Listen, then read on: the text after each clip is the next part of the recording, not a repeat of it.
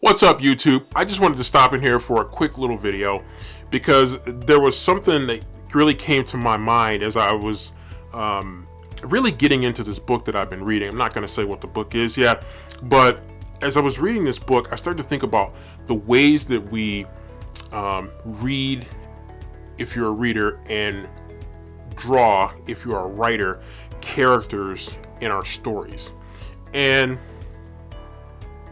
the story that I've been reading, the character descriptions are very like info dumpy in the sense that it's like Tim is 6'3", he weighs about 200 pounds, he has dark brown hair, he is blah blah blah blah blah. And so it's just like it'll be like a paragraph to describe each character in physical detail.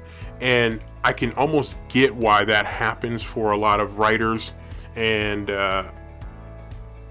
because I think when you're writing, you really want to establish what your character is really like.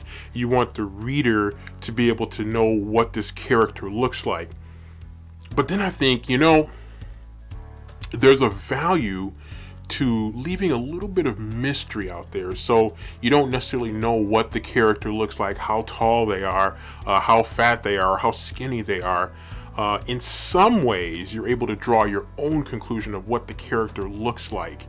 So in your mind, it might be different than it is in the minds of all the other people who are reading it, because you're using your imagination to create what this character looks like. And that could be vastly different than what the author had in mind when he or she actually wrote the story and drew the character. So I just really start to think about that. Like, don't you want to leave a little something to the imagination of your reader? But at the same time, when I think about it, when I'm writing and I know what my character looks like in my head, I have to fight, and I have this internal struggle where I'm like trying to describe what this character has, but I try to do it in more subtle ways, ways that kind of fit a little bit more seamlessly into the story, as opposed to just, dropping down a list of physical characteristics, like you introduce a boxer before a boxing match. So and so is 5'10", they're from Seattle, Washington, and they weigh 200 pounds, and they're undefeated in their professional career with 19 knockouts. So you don't want to get like too deep into it, and so that's what I really try to avoid.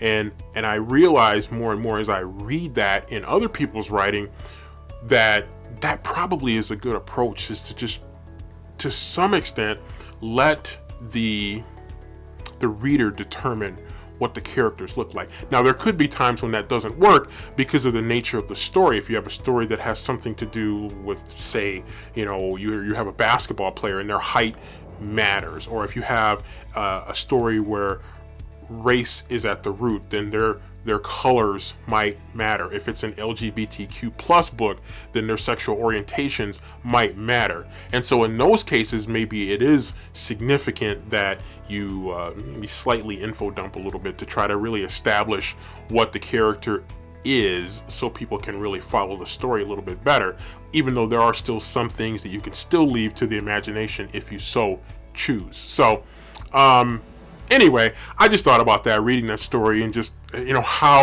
wondering how annoying that might be to other people who are reading, or to other people who are writers. Do you want to give everything away right off the rip, or do you want to let them kind of work through and maybe draw their own conclusions by just following along with the story in a natural way, and then coming up with their own image of what this character looks like? To each their own.